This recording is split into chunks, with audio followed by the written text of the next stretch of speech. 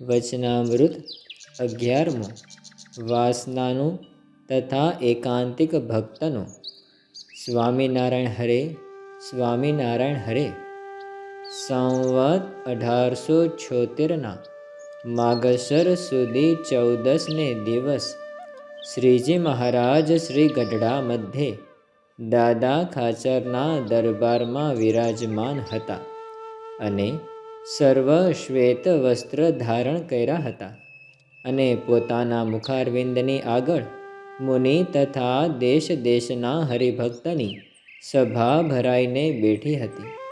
પછી બ્રહ્માનંદ સ્વામીએ પૂછ્યું છે, હે મહારાજ, વાસનાનું શું રૂપ છે?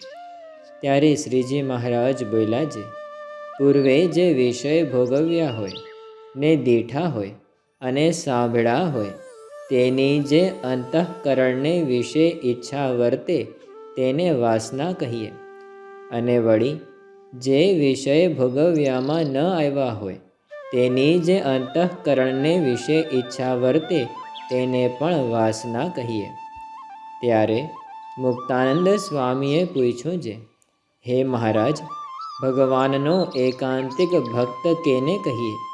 ત્યારે શ્રીજી મહારાજ બોલ્યા છે, જેને ભગવાન વિના બીજી કોઈ વાસના ન હોય અને પોતાને બ્રહ્મરૂપ માનીને ભગવાનની ભક્તિ કરતો હોય તે એકાંતિક ભક્ત કહેવાય.